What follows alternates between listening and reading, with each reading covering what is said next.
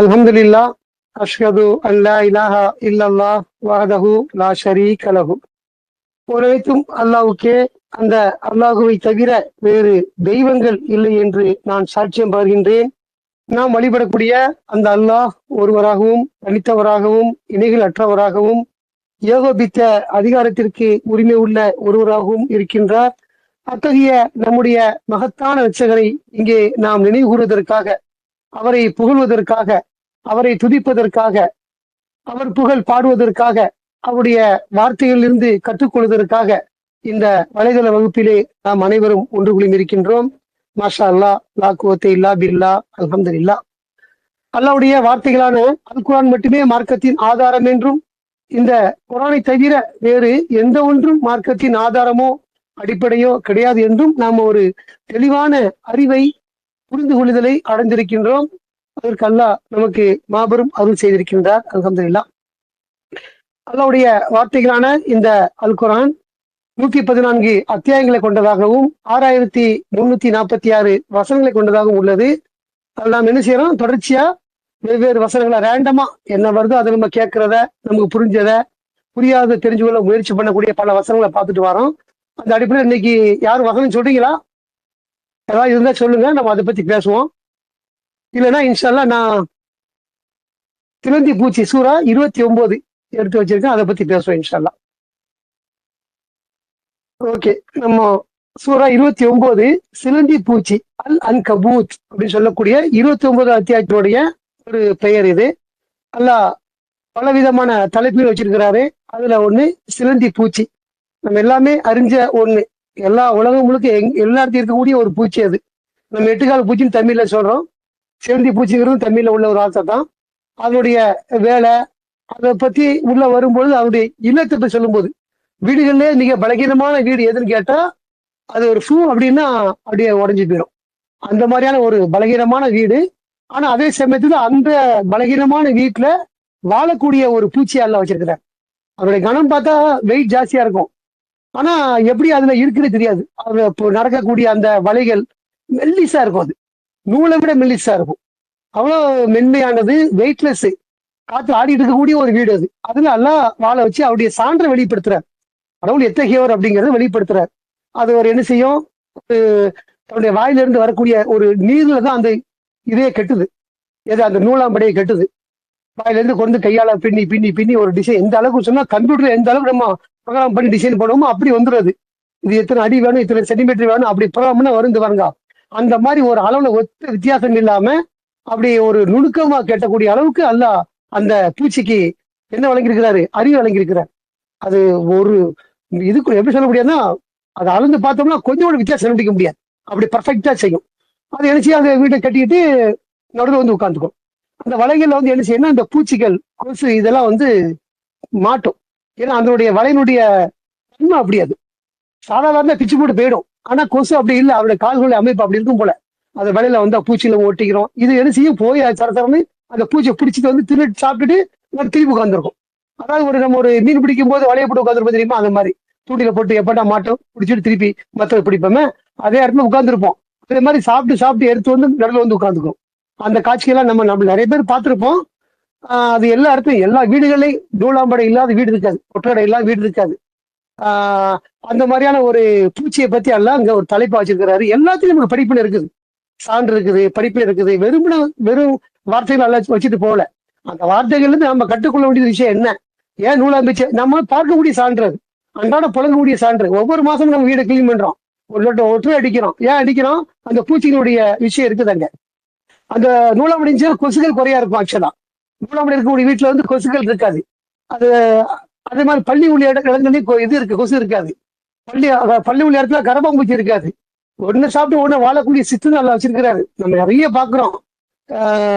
எல்லாமே ஒண்ணு சாப்பிட்டு ஒண்ணு வாழக்கூடிய, எல்லாத்தையும் அடுத்து இருக்கும். ஒரு சிங்கம் வந்து ஒரு மானை சாப்பிடுதுன்னா மானுக்கு ஒரு இடம் எல்லாம் வச்சிருக்கிறார், புடுங்க வச்சிருக்கிறார். அந்த சிங்கத்துக்கு இன்னொன்னு வச்சிருக்கிறார். ஒண்ணுக்கு ஒண்ணு இருக்கு, அந்த தொடர்பு இருக்குது. சார் நம்ம வீட்டுல வந்து பள்ளியெல்லாம் இருந்தா சில பேர் அடிப்பாங்க, அது நன்மை தானே சொல்லி வச்சிருக்கானுவோம். பள்ளி அடிச்சா நன்மைலாம் ஒண்ணுமே கிடையாது, பொய்யான ஹதீஸ்கள் இருந்து ஒரு பள்ளியை ஒரே அடியில் அடிச்சா 10 நன்மை அப்படின்லாம் சொல்லி வச்சிருக்காங்க. ஆனா பள்ளி இருந்தா கொசுக்கள் இருக்காதுங்கிறது உண்மை, பூச்சிகள் இருக்காது உண்மை. அது சாப்பிட்டு சுத்தமா இருக்கும்.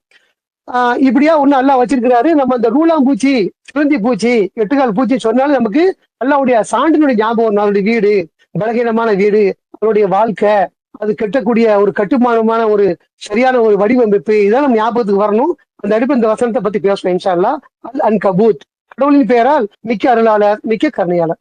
நம்முடைய ரட்சகர் அல்லாஹ் எப்படிப்பட்டவர்னா, அவரு மிகுந்த அருளும் கிருபையும் கருணையும் உள்ளவரா இருக்கிறாரு. நாம தொடர்ந்து அனுபவிச்சுட்டு வரோம். ஒவ்வொரு காலத்தையும் அனுபவிச்சு, கடந்த மாசங்கள் நம்ம நோம்புல இருந்தோம். நம்ம நோம்பு காலம் கடந்து இப்பதான் அந்த பயன் ஆரம்பிக்குது. அதுக்கு அடியில ஒரு வாரம் எனக்கு மிஸ் ஆயிடுச்சு. எனக்கு அந்த நோம்புல நம்ம அனுபவிச்சிருக்கோம். நம்ம எப்பவுமே ஒரு சுதந்திரமா சாப்பிடக்கூடிய நபரா இருப்போம். நினைச்ச உடனே ஜூஸ் குடிப்போம், தாகம் பார்த்தா ஜூஸ் குடிப்போம், ஒரு கடையை பார்த்தா ஜூஸ் குடிப்போம், ஒரு கலரை பார்த்து அதை சாப்பிட ஆசை வரும், இந்த பழங்களோ எதுவோ. ஆனா அதையெல்லாம் இருந்து கூட நாம என்ன செஞ்சிருக்கிறோம், நம்ம ஒரு பட்னியா பசியா கடவுளுடைய நிமித்தம் அல்ல அவருடைய கட்டளைக்காக நம்ம அதை கட்டுப்பட்டு அதை செய்யக்கூடிய மக்கள் நம்ம இருந்திருக்கிறோம். அப்ப அந்த மாதிரி காலங்கள்ல எப்படி அந்த மாதிரி பண்ண எதுவுமே குடிக்காம பட்ட பகல்ல வெயில்ல நம்ம இருந்திருக்கோம் அப்படின்னா அது அல்லாவுடைய சான்றா இருக்குது நம்மளுக்கு, இல்லையா? அந்த மாதிரி நம்ம அந்த சான்று மட்டும் இல்லாம அல்லாஹ் நமக்கு அருள் செய்யறாரு. அந்த பசியை தாங்கக்கூடிய ஒரு தாகத்தை தாங்கக்கூடிய ஒரு தாக்கத்தை சக்தியை கொடுத்திருக்கிறாரு. நம்ம உடல்ல உண்ணக்கூடிய உணவு எதுவும் இல்லைனாலும் கூட உடல்ல உள்ள கொழுப்புகள், தேவையில்லாத அந்த நச்சுக்கள் எல்லாம் வெளியேற்றக்கூடிய அளவுக்கு அல்லாஹ் நமக்கு அதுல கொடுத்திருக்கிறாரு. அப்போ நம்ம அதை கடந்து வந்திருக்கிறோம்னா அங்க அல்லாவுடைய அருளை பாக்குறாங்க, அல்லாவுடைய கருணை.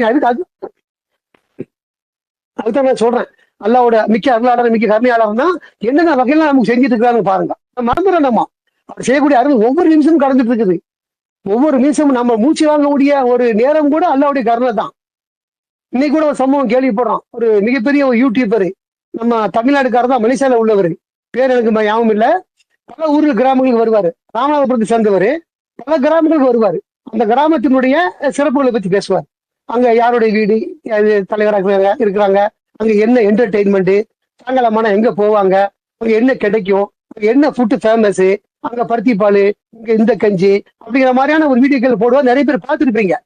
அவரை பார்த்தா பிலோ 40 தான், அது அந்த மாதிரி வயசு உள்ளவர் தான். ரொம்ப அவருடைய பேச்சு ஈஸியெல்லாம் அன்பா இருக்கும், நல்ல ஒரு இதா பார்த்துருக்கோம். அவர் இன்னைக்கு நம்ம கேள்விப்படுறோம் இந்த இல்லைன்னு போட்டு ஒரு ஹார்ட் அட்டாக் இறந்துட்டாருன்னு சொல்லிட்டு, சரியா? அப்போ இந்த மாதிரியான சம்பவங்கள் எதுக்கு சொல்ல வந்தேன், அதான் அல்லாவுடைய அருளும் கிருபையும் நம்ம அனுபவிச்சிருக்கிற சொல்ல வரேன். நம்ம நோம்பு காலத்தை கடந்தோம், நம்ம நிறைய கிருபையை நம்ம அனுபவிச்சிருக்கிறோம். ஒவ்வொரு சமயம் இந்த மூச்சு, அதான் மூச்சு சொல்லும்போது ஞாபகம் வந்துச்சு எனக்கு. நம்ம ஒவ்வொரு நேரம் நொடிப்பொழுதும் மூச்சு நாம விழிப்போடு இல்லைனாலும் கூட தூங்கிட்டு இருக்கும்போது நடந்துட்டு இருக்கு பாருங்க. மூச்சு நாம தான் எடுக்கிறோம், நாம தான் விடுறோம்னா தூங்கும்போது யாரு செய்யறாங்க கேள்வி இருக்குது இல்ல. நாம தூங்குறோம், மூச்சு போயிட்டு வந்துட்டு இருக்குது, யாரு வேலை செய்யறாது?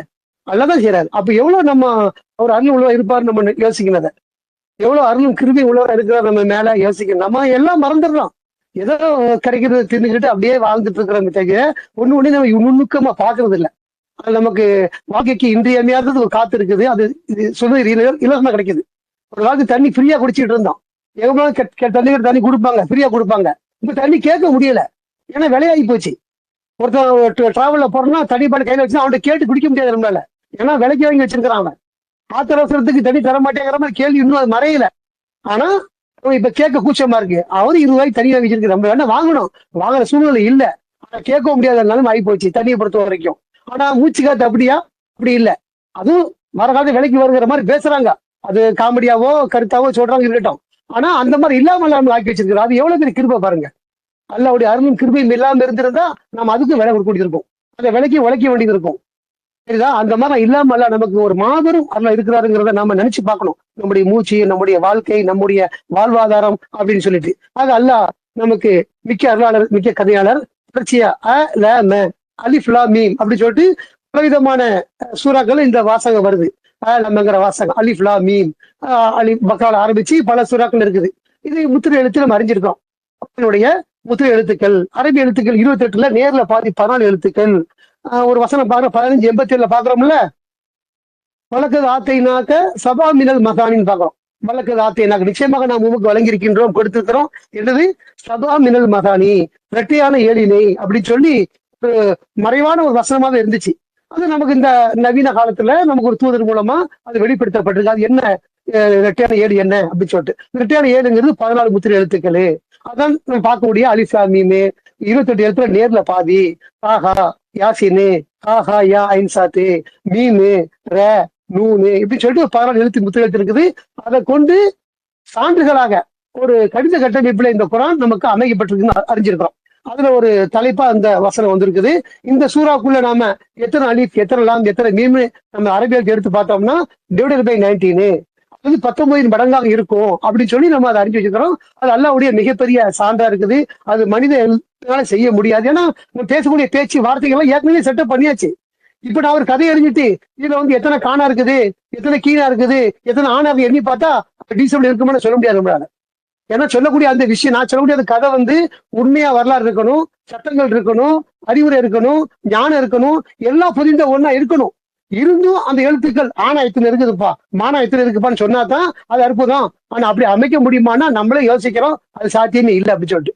ஆனா இந்த குரானை பொறுத்த வரைக்கும் இந்த மாதிரியா அல்லாஹ் சாத்தியம் இல்லாத சாத்தியமைக்க வச்சிருக்கிறேன்.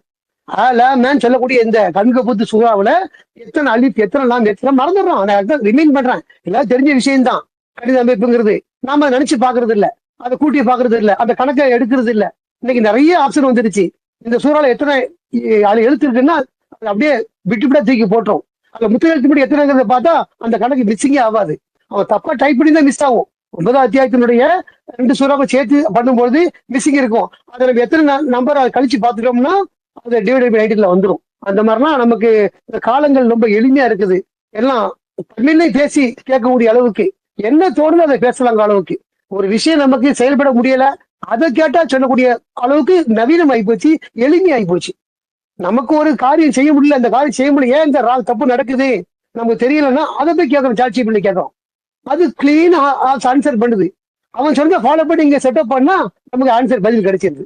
அந்த அளவுக்கு எளிமையா இருக்கும் பொழுது இந்த குரான்லாம் ரொம்ப நுணுக்கமா எளிமையா கொடுக்கப்பட்டிருக்குது. ஏகப்பட்ட பேர் அதை லோடு பண்ணி வச்சிருக்கிறாங்க. அதுல எந்த விதமான மாற்றமும் இல்லாம விட்டு விட்டு எடுத்து கொடுத்துரும். அது மாதிரி ரொம்ப எளிமையான காலத்துல நாம அதை பார்க்காம கொள்ளாம அப்படியே இருந்தோம்னா அது நம்முடைய அசட்டை தான், அது நம்முடைய ஒரு சோம்பேறித்தனம். இல்லாம நாம் என்ன செய்யணும், அதுல வெற்றி நடை போடணும், வீர நடை போடணுங்கிறத நம்ம இதுல கேட்டுக்கிறேன். தொடர்ச்சியா சூறாக்குள்ள போவோம். அவுது பில்லாஹி ஷைத்தானிர் ரஜீம். சோதனையில் ஆழ்த்தப்படாமலேயே நாங்கள் நம்பிக்கை கொண்டு விட்டோம் என்று கூறுவதற்கு அவர்கள் விட்டுவிடப்படுவார்கள் என்று மனிதர்கள் நினைத்துக் கொண்டிருக்கின்றனரா? இதுதான் 2வது வசனம். நம்ம அடிக்கடி பார்க்கக்கூடிய வசனம், பேசக்கூடிய வசனம், படிச்சுட்டே கடந்து போற வசனம். அப்படியே உள்ள அர்த்தங்கள் நமக்கு லேஸ் மாசா தெரியும், நம்ம பெருசா கெடுக்கிற மாட்டோம், அப்படியே போயிட்டே இருப்போம். ஏன்னா நம்பிக்கை, நம்முடைய நம்பிக்கை அப்படி இருக்குது. நம்முடைய ஆழ்ந்த நம்பிக்கை நமக்கு இல்லை, அந்த மாதிரி இருக்கிறோம், அப்படி போயிட்டு இருக்கோம். ஆக எல்லாம் என்ன சொல்றாங்கிறத நம்ம விவரமா பார்த்துருவோம். அது விஷயத்தை சோதனையில் ஆழ்த்தப்படாமலேயே நாங்கள் நம்பிக்கை கொண்டோம் என்று கூறுவதற்கு அவர்கள் விட்டுவிடப்படுவார்கள் என்று மனிதர்கள் நினைத்துக் கொண்டிருக்கிறதா? நாம் எல்லாருமே இப்ப என்ன சொல்றோம், நாம் நம்பிக்கையால சொல்றோம், நம்பிக்கையால இருக்கிறோம், அதை வெளிப்படுத்தவும் செய்யறோம், நம்ம சொல்லக்கூடிய நபரா இருக்கிறோம். ஆனா அந்த நம்பிக்கையின் போது நமக்கு சோதனை வந்துச்சுன்னா அந்த சோதனை ஆழ்த்தப்படாமலே இருக்கணும்னு ஆசைப்படுறோம். இல்ல சோதனையுடைய காப்பாற்ற, சோதனை வந்தா நம்ம தாங்க முடியாதுங்கிற மாதிரி, நம்ம நம்பிக்கை வெளிப்படுத்த முடியாதுங்கிற மாதிரி, எந்த விதமான சோதனை வராமலே கடந்து போக ஆசைப்படும். ஆனா அல்ல அந்த மாதிரி சிஸ்டம் வைக்கணும்னு சொல்றாரு. சோதனை ஆழ்த்தப்படாமலே நீங்க அப்படி சொல்லுவீங்களா அப்படி கேட்கிறாரு. உங்க நம்பிக்கையை வெளிப்படுத்துறதுக்கு சோதனை தான் காரணமா இருக்குது. அதுதான் நம்ம வெற்றி பெற்ற நம்பிக்கையை வெளிப்படுத்த முடியும். எல்லாருமே நம்ம கூட்டமா இருக்கிறோம் நம்பிக்கையாளன்னு சொல்லி, எந்த அளவுக்கு நம்பிக்கை இருக்கிறோம் அப்படிங்கிறதுக்கு அந்த சோதனையில வெற்றி பெறணும் நம்ம. அதாவது நம்ம பேசும்போது நிறைய பேசுறோம். அதாவது உதாரணமா இப்ராஹிம் நபிய நெருப்பு தூக்கி போடும்போது அவர் சாந்தமா தான் இருந்தாரு. ஏன்னா கடவுளுடைய சக்தியை பெருசா நினைச்சாரு, என்னென்ன செஞ்சுட்டு போங்கப்பான்னாரு. ஆனா போடும்பொழுது என்னாச்சாங்க, நெருப்பு குளிர செஞ்சாரல்ல, சோதனை வெற்றி பெற்றாரு. அப்ப நமக்கு சோதனை வரும்போது அந்த மாதிரி ஒரு நெருப்பை போடும்போது நாம வெற்றி பெறுவோமா யோசிச்சு பாருங்க. அல்ல நம்ம மன்னிச்சிடலாம் நம்ம சொல்லுவோம் அந்த இடத்துல. அளவுக்கு நம்ம நம்பிக்கை இல்லாம இருக்கணும். அப்ப அந்த சோதனை நம்ம இல்லாமலே வெறும் வார்த்தையா சொல்றதுங்கிறது அது சரி கிடையாதுங்கிறது அல்ல சொல்றாரு. சோதனை அது பெரிய சோதனை. நபிக்கு அவர் உயர்ந்த தர்ஜால இருந்தாரு, பெரிய சோதனை கொடுத்தாரு, நபியா ஆக்கி வச்சிருந்தாரு, அவருடைய தோழருங்கிறத சொல்றாரு. இது இருக்குது. நாம கொஞ்சமாவது அதுல ஒரு 2% இருக்கணும்ல. நமக்குன்னு ஒரு சின்ன சோதனை வரும்போது வெற்றி பெறணும்ல. நாம என்ன செய்யலாம், சோதனை வரும்பொழுது நம்ம மழுங்கி போயிடணும். எப்படி சோதனை ஆழ்த்தப்படாமலே நாங்கள் நம்பிக்கை கொண்டோம் என்று கூறுவதற்கு அப்படி விட்டுவிடப்படுவீங்களா? அப்படி இல்லை, நீங்க அப்படி விட்டுவிடப்பட மாட்டீங்கிறார். சோதனை வரும்பொழுது என்ன செய்யணும், நீங்க அதுல வெற்றி பெறணும் அப்படிங்கிறார். சின்ன சின்ன சோதனை வரும், பல சந்தர்ப்பங்கள்ல வரும். ஒரு வியாபாரமா இருக்கட்டும், எந்த ஒரு வேலையா இருக்கட்டும், இதை சொன்னா அது நம்ம ஃபெயில் ஆயிருவோம்னா நம்ம மாத்தி பேச ஆரம்பிக்கலாம் அந்த இடத்துல. அப்ப அங்க பாஸ் ஆகணும்னா ஒரு கரெக்ட் செய்ய வேண்டிய வேலை இருக்குதுங்க.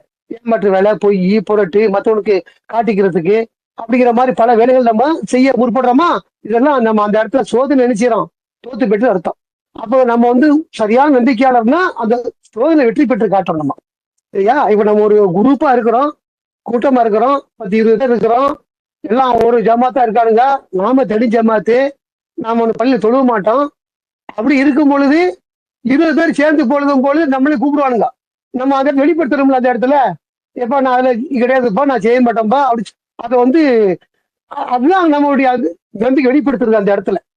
நம்மளுடைய சோதனை அதுதான். 20 பேர் போகும்போது 19 பேர் கூப்பிடுவான், நாங்க வரமாட்டேன், நாங்க தொழுதுக்கிறேன், தனியா தொழில் சொல்றதுக்கு தெரியுமா, அதுதான் சிறப்பு. நீங்க அங்க வெற்றி பெற்றீங்க அடுத்த இடத்துல. இவன் இதை சொன்னா நம்ம காரியம் கெட்டு போயிடும் அப்படின்னு அவன் கூட போறோம் தெரியுமா, இது தோல்வி, இது வெற்றி கிடையாது. இந்த மாதிரி சோதனை எல்லாம் ஆழ்த்தப்படாமலே நீங்க போயிடுவீங்களா அப்படிங்கிறது எல்லாம் கேட்கிறேன். அப்போ ஒரு சோதனை வரும்போது நீங்க வலிக்கு போயிட்டா அடுத்த சோதனை வெற்றி பெறதுக்கு முயற்சி பண்ணணும், நீயத்தாவது வைக்கணும், குறைஞ்சபட்சம் அந்த எண்ணமாவது வைக்கணும்ல. அப்படி இல்லாம நம்ம அந்த சோதனை வரும்பொழுதெல்லாம் அவங்களோட சேர்ந்து போயிட்டோம்னா நம்ம என்ன அது இருக்குங்க. அப்போ அல்ல அங்க சொல்லும் போது, சோதனையில் ஆழ்த்தப்படாமலே நாங்கள் நம்பிக்கை கொண்டு விட்டோம் என்று கூறுவதற்கு அவர்கள் விட்டுவிடப்படுவாங்க என்று மனிதர்கள் நினைத்துக் கொண்டிருந்தா, அப்படி விட்டுவிட மாட்டீங்க, நீங்க நினைக்காதீங்க, அப்படி நீங்க வெற்றி பெறணும் அப்படிங்கிற. அப்ப இந்த இடத்துல நம்ம எல்லா சக்தியும் அல்லாஹ்தான் சொல்லிட்டு அங்கேயே நம்ம வணங்கி போறோம், அந்த இடத்துல அவங்களுடைய தொழுவு போறோம். அப்ப நம்ம நம்பிக்கை அங்கே எங்கேயே வெளிப்படுத்திருக்கோம், அந்த இடத்துல வெற்றி பெற்றிருக்கணுமா. அப்ப இது எல்லாம் என்ன, அப்ப சும்மா வெறும் பேச்சு பேசிட்டு அங்க மணங்கி போனா இதோட அர்த்தம் என்ன அர்த்தம்? அப்ப நாம ஒரு பொய்ங்கிறது விளங்கிருந்தா நம்ம செஞ்சுக்கிறோம், அது சொல்ல வரணும். நமக்கு அந்த சூழ்நிலை வந்து செஞ்சோம்னா நாம சரியான நபர் இல்ல, சரி நம்பிக்கை இல்லை அப்படின்னு நம்ம வந்து பிரகடனப்படுத்தி தெரிஞ்சுக்கணும், நமக்கு தெரிஞ்சுக்கணும். வந்து நம்ம வந்து எனக்கு சோதிக்காத நம்ம கேட்கறது வந்து நியாயம் கிடையாது. அது சோதிக்கப்படாம செய்ய மாட்டேன்னு சொல்லிட்டாருல, அப்ப எப்படி கேட்க முடியாது? இதை எல்லாம் நான் சோதனை தாங்க முடியாது கேட்க முடியுமா? அவரு நம்ம நம்பிக்கைக்கு தகுந்த சோதனை கொடுப்பாரு, அதுல வெற்றி பெறணுங்கிறது தான் விஷயம். பலருக்கு பல சூழ்நிலை வரும். நான் ஒரு சூழ்நிலை சொல்றேன், ஒருத்தருக்கு ஒண்ணு தோணும், யாரும் என்ன சோதனை மாட்டீங்கன்னு சிக்கிறீங்கன்னு பாருங்க, அதை என்ன செஞ்சீங்கன்னு பாருங்க. அப்ப நம்ம வெறுமன சப்மிஷன் இருந்துட்டு நம்ம வந்து கடவுள் மட்டும் சொல்லிட்டு இல்லைன்னா களிமான்னு சொல்லிட்டு அதெல்லாம் ஓகே. செயல்பாடு வரும்போது சொல்லணும்ல. வெறும் நம்பிக்கை நம்ம காப்பாற்றோம்னா காப்பாற்ற சொல்லாது, எல்லாதான் நம்பிக்கை கொண்டிருக்கானே. கடவுள் நம்பிக்கை கொண்டிருக்கிறான், நம்ம செய்யற மாதிரி அவனும் செஞ்சுட்டு இருக்கிறான், இணை வழிபாடு செய்யறான், அவன் செய்யறான், இணை வழிபாடு செய்யறான். நம்ம வந்து என்ன செய்யறோம்னா அது ஆமான்னு சொல்லிட்டு நிறைய விஷயம் செய்யாம இருக்கிறோம். இது மாதிரி வித்தியாசம் தான் இருக்குது. ஆக நம்ம ஒரு போதும் என்ன செய்யப்பட மாட்டோம், சோதனையில் ஆழ்த்தப்படாம விட மாட்டோம். சோதனை கண்டிப்பா ஆழ்த்தப்படுவோம். அந்த சோதனை ஆழ்த்தப்படும் பொழுது நம்ம வெற்றி பெற வேண்டும் அப்படிங்கிறது தான் நமக்கு அல்லாஹ் கொடுக்கக்கூடிய கைடு, வழி. அப்புறம் அப்படி நினைச்சிட்டு இருக்கிறீங்களா? அப்படி இல்ல. ஏன்னா அவர்களுக்கு விஷயம் தெரிஞ்சு 3வது வசனம், அவர்களுக்கு முன்னின்றவர்களையும் நாம் சோதித்தோம் அப்படின்னு சொல்லி சொல்றாரு. சோதனை உனக்கு மட்டும் இல்லப்பா, உனக்கு தனியா சொன்னா தானே ஏன் என்ன கஷ்டப்படுதுன்னு கேட்க முடியும். சொல்றான்ல ஒருத்தரும், எல்லாம் என்னையே கஷ்டப்படுத்துற, எனக்கே இவ்வளவு கஷ்டம் கொடுக்குற, எனக்கே இவ்வளவு சோதனை மாதிரி நினைக்கலாம் தெரியுமா? அப்படி இல்ல, உனக்கு முன்னால ஒண்ணு கொடுத்துருன்னு சொல்றாரு. எப்படி? அவர்களுக்கு முன்னின்றவர்களையும் நாம் சோதித்தோம், ஏனெனில் உண்மையாளர்களாக இருப்பவர்களை கடவுள் சிறப்பிக்க வேண்டியது உண்டுங்கிற. இந்த சோதனை என்ன, உங்கள யாரு நல்லவன் கெட்டவங்கிறத பிரித்து அறியணும். உங்களை வந்து நம்பிக்கையாளவங்கன்னா அவங்கள சிறப்பிக்க வேண்டியது இருக்குது. அதை எப்படின்னா அல்லாஹ்வுக்கு தெரியும் எல்லாமே, நீ தெரியணும்ல, எனக்கு என்ன தெரியணும்லங்க. அதாவது அல்லாஹ்வுக்கு தெரியும் நான் எந்த அளவுக்கு அவன் அப்படின்னு சொல்லி, அது ஓகே. ஆனா நான் எந்த அளவுக்கு உள்ளவங்கிறத எனக்கே உறுதிப்படுத்த முடியும்ல. அப்படி சோதனை வரும்போது என்ன தெரிஞ்சுக்கிட முடியும், என்னடா நம்ம இவ்வளவு ஒஸ்டா இருக்கோம், என்ன நம்ம இவ்வளவு மோமா இருக்கோம், இந்த மாதிரி தெரிஞ்சுக்கிட முடியும். அதுதான் அந்த சோதனை எல்லாம் கொடுக்குறாரு. அப்ப அங்க வந்து அல்லாஹ் வந்து என்ன உண்மையாளர்களை சிறப்பிக்க வேண்டியது உள்ளது, அதே சமயத்துல பொய்யர்களை வெளிப்படுத்த வேண்டிய உள்ளதுங்கிற. இந்த மாதிரி சோதனை வரும்பொழுது அவன் பேக் வாங்க பின் வாங்குறது தெரியுமா, அவனோட சேர்ந்து போறான் தெரியுமா, அப்ப நம்ம தெரிஞ்சுக்கிறோம் அவன் பொய் அப்படின்னு தெரிஞ்சுக்கிறோம். அவன் சும்மா நம்ம வெறுமன வாயில தான் பேசுறான், நம்ம கூட இருக்கிறான், ஆனா வந்து அவனோட போய் என்ன செய்யறான், அந்த மாதிரி காரியங்கள் ஈடுபடுறான். எது அல்லாஹ் தடை பண்ணியிருக்கிறாரோ அந்த தடைகளை அவன் செய்யறான்னு சொன்னா அவன் வந்து தோத்து போயிட்டான், அவன் பொய்னா இருக்கிறான். அந்த விஷயம் நமக்கு தெரிய வந்துச்சுன்னா அவன் பொய்யங்கிறத அல்ல வெளிப்படுத்துறாரு அந்த இடத்துல. அப்ப அல்லாஹ் சிறப்பிக்க வேண்டியது இருக்குது, பொய்யை வெளிப்படுத்த வேண்டியது இருக்குங்கிறார். அந்த காரணத்துக்காக சோதனை அல்லாஹ் வச்சிருக்கிறாரு. இது நமக்கு மட்டும் இல்ல, நம்முடைய முன்னோருக்கும் இருந்ததுங்கிறத நமக்கு அல்லாஹ் சொல்றாரு. ஆக சோதனை வரும்போது எப்பவுமே நாம வெற்றி பெறுவதற்கு நாம என்ன செய்யணும், அல்லாஹ்ட்ட பிரார்த்தனை பண்ணணும், நம்ம நம்பிக்கையில உறுதியா இருக்கணும், போலித்தனமா இருக்கக்கூடாது. போலித்து இருக்கக்கூடாதுங்கிறது உண்மையை ஒத்துக்கிறது. முதல்ல நாம இப்படி இருக்கிறோம்னா ஃபர்ஸ்ட் வெளிப்படுத்தணும், நான் இப்படித்தான்பா அப்படின்ட்டாலே நம்ம அந்த வெற்றி போத கிடைச்சிடும். ஆனா அதை மறைச்சு வச்சுட்டு நான் வந்து அதுல இருக்கேன், பொறுப்பு இருக்கேன், அதுல இருக்கேன் சொல்லிக்கிட்டு இந்த மாதிரி வேலை கீழே செடிக்கிட்டு வச்சுங்களேன், அது வந்து பெரிய நஷ்டம். அது பொய்ய லிஸ்ட்ல வந்து சேர்ந்துரும். ரொம்ப படம் ஓடாது. அது குயிக்கா வெளியே தெரிஞ்சிடும் யார் யார் எப்படி அப்படிங்கிறது. அடுத்து அல்லாஹ் சொல்றாரு, "நீங்கள் செய்பவர்கள் நம்மை எப்பொழுதேனும் ஏமாற்றி விடலாம் என்று நினைத்துக் கொண்டிருக்கின்றனரா? அவருடைய தீர்மானம் மெய்யாகவே தவறானதாகும்" அப்படின்னு சொல்லி சொல்றாரு.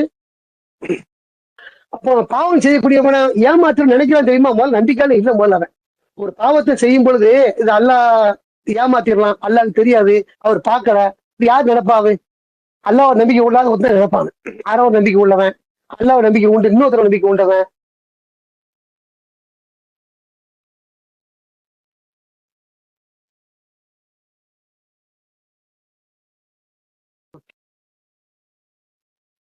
பாவங்களை செய்யக்கூடியவங்க எப்பொழுதேனும் நம்மளை ஏமாற்றணும் நினைக்கிறாங்களான்னு கேட்கிறாங்கல்ல, அது எவ்வளவு அழகான கேள்வி பாருங்க அது. ஆனா நம்பிக்கை கொண்ட ஒருத்தன், அல்லாஹ்வுடைய தன்மையை அறிஞ்சவன், எப்போதும் அல்லாஹ் விழிப்போடு இருக்கிறாரு, நம்மளை பார்த்துட்டு இருக்கிறாரு, நம்ம கூடவே இருக்கிறார். எவ்வளவு செயல்பாடு நடக்குது நமக்குள்ள. அது எப்படி நம்மளை காப்பாத்திக்கிறோம்? எவ்வளவு சம்பவம் நடக்குது. நம்ம நடக்கும் பொழுது தடுமாறுறோம், கீழே விடுறது. இந்த பாடியை அப்படி எது பேலன்ஸ் பண்ணுது? உடம்பு பேலன்ஸ் பண்ணுது. நமக்கு அந்த அறிவுலாம் வேலை செய்யாத சமயத்துல நம்ம சடார்னு ஒரு சரியும் போது ஒரு பிடிக்கிறோம்னா நம்மளா போய் பிடிக்கிறோம்.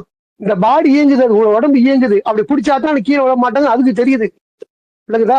ஒரு கால் நடக்கும்போது முள்ளு குத்துது, ஆணி குத்துது அப்படின்னா நம்ம ஆழமா அந்த காலை ஊன மாட்டோம். லேசு குத்துணும் டப்புனு காலை தூக்குது. அது யார்? நம்மளா செய்யறோம். நம்ம செய்யக்கூடிய அளவுக்கு அறிவுக்கு அந்த டைம் இருக்குதா நம்மளுக்கு? இல்ல. இயல்பா அது பட்டா இம்மிடியட்டா நம்ம ரொம்ப ஆழமா குத்துற அளவுக்கு காலை இறக்க மாட்டோம். லேசா டப்புனு காலை எடுத்துருவோம். அந்த கால் குத்த உடனே கண்ணீர் வருத, நம்மள அழுகுறோம். அந்த வலியினோட வெளிப்பாட கண்ணீர் பொங்கி வருது பாருங்க. எப்படி வருது அது கண்ணீர்? வலி வந்த உடனே அது உடம்புக்கு வேலை செய்யுது. பாத்தீங்களா? அந்த மாதிரி கடவுள் நம்ம இயக்குறாரு. ஒவ்வொரு தருணத்தையும் நம்ம கூடவே இருக்கிறாரு, நம்மளை இயக்குறாரு. பலவிதமான விஷயங்கள் நம்ம அது நடந்து உடம்பு நடக்குது. அப்படிதான் இருக்கும் பொழுது நாம நம்ம நம்பிக்கை எப்படி வெளிப்படுத்துறோம்? அப்ப பாவங்களை செஞ்ச அன்னைக்கு ஏமாத்திர அறிவு எப்படி வரும் நம்மளுக்கு? இதெல்லாம் புரிஞ்சுக்கிட்டோம்னா நமக்கு அது வராது பாருங்க. ஒருபோதும் தப்பிக்க முடியாது. தப்பித்தல் இல்லை, அவ்வளவுதான். தப்பித்தலே கடவுள்ல கிடையாது. இந்த பூமியில வாழும்போது சில செட்டப் பண்றாங்க. இந்த போரு வாரம் செய்யும் போது அந்த ஈரான்லாம் நம்ம கேள்வி போடுறோம். மலை 200 அடிக்கு மேல மலைக்கு கீழே கூட வச்சிருக்காங்கிறான். விமானத்தளம் வச்சிருக்கான். எதுக்கு? மலைக்கு கீழே. அதனால தான் நீங்க வெற்றியில ஜெயிச்சிட்டு இருக்கான்னு சொல்லப்படுது. ஏன்னா அந்த மலை கீழே உள்ள இந்த தளவாடங்களை இன்னொரு நாட்டுக்காரன் வந்து அழிக்க முடியாதுன்றான். மேலேந்து போட்டா மத்தியானம் சாதாரணமா போட்டு போட்டு போட்டு அழிச்சிட்டு போறானோ இல்லையா? இந்த மலையில போட்டான்னா 200 அடிக்கு கீழே அந்த மலையில வேலை செய்யாது அந்த ஏவுகணைகள்லாம். அது அங்க மலைக்கு மேலேயே வெடிச்சு சரி சரியா வெடிமை தேய்க்கிட்டு இங்க கீழே தாக்காது. ஆனா இவன் வச்சிருக்கிறது என்னது? கீழே இருந்து போய் அவனை தாக்கி திரும்ப உள்ள போய் உட்காந்துக்குது. அந்த கூட்டுக்குள்ள பறவை போய் உட்கார்ற மாதிரி அவன் தாக்கி உள்ள போய் உட்காந்துக்கிறது. அந்த போருக்கு இந்த சேதம் இல்லை. அந்த மாதிரி செட்டப்ல ஒரு ஹீரோ வச்சிருக்கிறான். சரியா? அப்போ வந்து பாவங்களை செய்பவர்கள் நம்ம எப்பொழுதும் ஏமாற்றம் என்று நினைத்து கொண்டிருக்கிறதா அப்படிங்கறத வந்து நம்மளால ஒரு நம்ம சொல்ல மாட்டோம் நம்பிக்கையை பொறுத்தவரைக்கும். ஏன்னா நமக்கு தெரியும் அல்லாஹ் விழிப்போட இருப்பவரு. அவருக்கு எந்த துக்கமும் கிடையாது, அவர் தூக்கம் கிடையாது, அவருக்கு எது எல்லாமே நம்ம அறிஞ்சிருக்கோம். அதனால நமக்கு அந்த நம்பிக்கையின் அடிப்படையில நம்ம அதை புரிஞ்சுக்கிறோம் அந்த இடத்துல. ஆனா இதை நம்பிக்கையில ஒருத்தர் வேலை செய்யறான். அரவணை நம்பிக்கை உள்ள வந்து நினைச்சான் நம்ம ஏமாட்டான்னு நினைக்கிறான். அப்படி முடியாதுங்கிறது அல்ல நமக்கு பெருமைப்படுத்துறாருங்க. அவருடைய தீர்மானம் மெய்யாகவே தவறானது. இதெல்லாம் யாருடைய எண்ணம் ஐடியாலஜின்னா நம்பிக்கையற்ற அவருடைய ஐடியாலஜியா இருக்குது. இதெல்லாம் அல்லாஹ்வுக்கு தெரியுமா? யாரு நினைப்பா? சொல்லுங்க பார்ப்போம். இதெல்லாம் எப்படி அல்லாஹ்வுக்கு தெரியும்? நம்மளால அதை ஜீர்ணிக்க முடியல, அதை ஏற்றுக்கொள்ள முடியல, அதை நம்ம யோசிச்சு பார்க்கல. ஆனா இந்த மாதிரியான ஒரு இருக்கிறாங்கிறது அல்ல சொல்றாரு. நாமளும் பல காலம் கடந்திருக்கோம்ல, நமக்கு அது நினைப்பு இருந்திருக்கும், சின்ன பிள்ளை இருக்கும். எல்லாமே அல்லாஹ்வுக்கு தெரியும். அது எப்படி? ஏன்னா நம்மளோட அறிவு அவ்வளவுதான். நம்மளோட வயசு 12 வயசு 13 வயசு. அப்ப நமக்கு இந்த மாதிரி ஒரு உறுதியான நம்பிக்கை கிடையாது. இல்ல, நம்பிக்கைங்கிறது எல்லா டைம்லயும் ஒரே மாதிரி கிடையாது. பிறந்ததுல இருந்து பல அனுபவங்கள், பல விஷயங்கள், பல பக்திகள் தாண்டி தான் வந்து அடையிறோம். ஆனா அடைஞ்சு திரும்பவும் வீணா போற கேஸ் இருக்குது, ஸ்டாண்டர்ட் இருக்கிற கேஸ் இருக்குது, அறகுற கேஸ் இருக்குது. எல்லாமே அல்லாஹ் கையில இருக்குது. நம்ம அவர் சார்ந்து இருக்கிறதா நம்முடைய வேலையை தவிர நமக்கு எல்லாம் தெரிஞ்சிருச்சு நம்ம என்ன செய்ய முடியாது. நம்ம ஒருபோது மாற மாட்டோம், நம்மளால தீர்மானம் எடுக்க முடியாது. எந்த சமயத்துக்கும் என்ன செய்வாரு? அவர் தட்டி விடுவார். அவருக்கு எல்லாம் எல்லாமே இருக்குது. அதுதான் அவர் பிரார்த்தனை கட்டி கொடுக்குறாரு. இது கேட்டே இரு. நம்பிக்கை விட்டதுக்கு அப்புறம் அதை சரியில்லாம இருந்தது கேட்டே இரு. இம்மையில நல்லதை கேட்டே இரு. பிரார்த்தனை பல கட்டி கொடுக்குறாரு. காரணத்தோட கேட்க சொல்றாரு. நாங்கள் நம்பிக்கை கொண்டோம் ஆகையால்னு சொல்றாரு. ஆகையால் வார்த்தை வரலன்னு சொல்லி தரலாமா? நான் நம்பிக்கை கொண்டிருக்கேன், அதனால என்ன மன்னிச்சு நான் ஏன் சொல்றேன்? ஆகையால் நம்ம கேட்க முடியாது. ஆனா அதை அவர் கட்டி கொடுக்குறாரு. அப்படி நாங்கள் நம்பிக்கை கொண்டிருக்கிறோம் ஆகையால் மாலைகளை மன்னிச்சிரு. நான் தான் காரணம் சொல்லணும் அல்லாட்ட. எனக்கு சின்ன நல்லபடிப்பாங்க பெற்றோரு, அவங்க மேல கருணை கொள்ளு. எனக்கு தெரியாதா அவருக்கு வளர்த்தாங்கிறது? அதனால நீ கருணை கொள்ளு. நம்ம ஏன் சொல்றோம்? அந்த நம்ம சொன்ன துவா இல்லை, அல்லாஹ் கற்றுக் கொடுத்த பிரார்த்தனை. நீ இப்படி கேளு அப்படிங்கிறாருல்ல, விளக்குதா? அப்போ வந்து அவர் சொல்றதை நாம கேட்கிறோம். அந்த அடிப்படையில நமக்கு அங்க சுயமான எந்த வார்த்தையும் இல்லை. அவர் கற்றுக் கொடுத்து அவர் சொன்னது. அப்ப அதை கேட்டுட்டு இருந்தா தான் நாம என்ன செய்ய மாட்டோம், வழி பெற மாட்டோம், கருக மாட்டோம், அது இருப்போம். அப்படிங்கறத நம்ம கற்றுக்கொள்றோம். தொடர்ச்சியா இருக்கணும். நம்ம சேர்ந்து இருக்கிறது, ஒன்னா பேசுறது, ஏதாவது டவுட்டா கேட்கறது, போன்ல பேசுறது, எப்பவும் ஒரு உரையாடல் இருந்துட்டே இருந்தா தான் அந்த தொடர்பு இருக்கும். நாம நம்முடைய வேலை வெட்டின்னு பார்த்துட்டு இருந்தோம்னா வாரத்து நாள் வாரம் கூடுவோம், அதோட விஷ் பண்ணுவோம், அப்படியே போறோம்னா நம்ம கொஞ்சமா டிகிரி சைடு போயிடுவோம். நடக்குது, நம்ம பாக்குறோம், நம்ம கூட வந்து இன்னும் பாக்குறோம். இந்த மாதிரி கான்டாக்ட் இல்லாம தொடர்பு இல்லாம இருந்தவங்க, ஜஸ்ட் ஜும்மாக்கு வந்துட்டு போனவங்க, எப்போது வர்றவங்க, நோன்பு அளவை சேர்றவங்க, இருத்தேர்ல வர்றவங்க, அது போதும் நினைச்சிட்டு அப்படி இருக்கிறவங்க, இவங்களோட நிலைமை எல்லாம் பார்த்தோம்னா கொஞ்சம் கொஞ்சமா பாக்குறோம். நம்பிக்கையில ஐயா இருந்தவங்க, நமக்கு சொல்லி கொடுத்தவங்க எல்லாம் நம்ம பாதுகாப்பு இல்லை. இதெல்லாம் தெரிஞ்சா இப்ப எவ்வளவு அறியப்பட்டு இருந்தா அவங்கலாம். இந்த குரானை வெளியிடுறது எவ்வளவு அவங்க முயற்சி எடுத்தவங்க இருக்காங்க தெரியுமா? இப்ப அவங்க எல்லாம் நம்ம கூட இல்ல. அப்ப எல்லாம் யாருக்குள்ள இருக்குது? அல்லாஹ் கையில இருக்குது. ரைட்ல வாங்களா? அதனால வந்து எந்த சமயத்து எதுவும் நடக்க சாத்தியம் இருக்குது. அது சாத்தியம் இல்லாம இருக்கணும்னா நாம என்ன செய்யணும்? அல்லாட்ட பிரார்த்தனை பண்ணிட்டே இருக்கணும். நிறைய கற்றுக் கொடுத்துருக்காரு. நம்ம அன்றாட பிரார்த்தனை பண்றோம். அதெல்லாம் டெய்லி பேசி மனப்பாடம் பண்ணிட்டு மட்டும் இல்லாம சூழ்நிலைக்கு ஏற்ப நம்ம பேசிக்கிட்டு இருக்கணும். எந்த சமயத்து என்ன தேவை இருக்குது அப்படிங்கிறத நமக்கு அந்த இடத்துல நம்ம பிரார்த்தனை பண்ணணும். எப்ப என்ன தேவை இருக்கு, எப்ப என்ன கஷ்டம், எப்ப என்ன பிரச்சனை, அப்ப அந்த பிரார்த்தனையுடைய ஒரு வரிகள் நம்ம அந்த இடத்துல நம்ம செய்யக்கூடிய மக்களா இருந்தோம்னா நாம தொடர்பு இருக்குன்னு அர்த்தம். அல்லா தொடர்பு இருக்கோம், அல்லா நன்றி செலுத்திட்டு இருக்கோம், அல்லா பார்த்து எல்லாம் பாக்குறாங்க உணவோட இருக்கிறோம். அப்படி இருக்கும்பொழுது நம்ம நம்பிக்கை விஷயம் உறுதியா இருப்போம். சோதனை வரும்பொழுது நம்ம வெற்றி பெறுவதில்ல. சோதனை வரும்பொழுது அல்லாவை நம்ம தியானிக்கிறதா நமக்கு வேலையாங்க. வெற்றி பெறும்னு சொன்னா நீங்க அல்லாவை தியானின்னு சொல்றாரு. எந்த விதமான போர் வார் எதுவுமே இருக்கட்டும், விவாதம் இருக்கட்டும், ஒரு பிரச்சனை இருக்கட்டும், நாளை காலம் ஒண்ணு இருக்குது அப்படின்னா நம்ம அல்லாஹ் நினைக்கிறதும் அது வெற்றியை தரும். சோதனை வரும்பொழுதும் சரி, இந்த எந்த பிரச்சனைக்கும் அல்லாஹ் நினைவுரின் மூலமா தான் நம்ம நினைச்ச முடியும் வெற்றி அடையும்னு சொல்லி கொடுக்குறாரு. அது எந்த இடத்துல பாவங்களை செய்யக்கூடியவன் ஏமாத்தான் நினைக்கிறான் தெரியுமா? அது நம்முடைய தன்மை இல்ல, நம்பிக்கையாத தன்மை இல்ல, நம்பிக்கையாட்ட தன்மையா இருக்குது. இந்த மாதிரி தன்மை நமக்கு நினைப்பு இருந்துச்சுன்னா நாம அந்த என்ன கேட்டகரிங்கிறது நினைச்சுக்கணும். நாம நம்பிக்கை கேட்டபடி இல்ல அப்படின்னு. ஆனா பெரும்பாலும் நம்ம வந்து அல்லாஹ் முழுமையா அறிஞ்சிருக்கிறோம் போது அவங்களுக்கு தெரியும், நமக்கு தெரியாது. நாம என்ன தெரியும் நம்ம பேசலாம் என்ன பத்தி, மத்தவங்க நிலைமை அவங்களுக்கு தான் தெரியும் நினைக்கிறாங்கன்னு சொல்லிட்டு அந்த அடிப்படையில அல்லாஹ் ஒருபோது ஏமாத்த முடியாது. ஏன்னா அவரு நமக்கு 2 பேர் இருந்தா 3ஆவது அவர் இருக்கிறாரு, நான் ஒரு ஆளா இருந்தா 2வது அவர் இருக்கிறாரு. அவர் இல்லாத எந்த இருப்பு இல்லாத இடமே கிடையாது. எவ்வளவு வசனம் பாக்குறோம், 5 பேர் இருந்தா 6வது அவர் இருக்கிறார். அதனால அல்லாஹ் இல்லாத இடமே கிடையாது. அவர் தான் நம்மளை ஏன் வைக்கிற, நம்ம அதை புரிஞ்சுக்கிட்டோம்ல, நம்ம செயல்படலையே.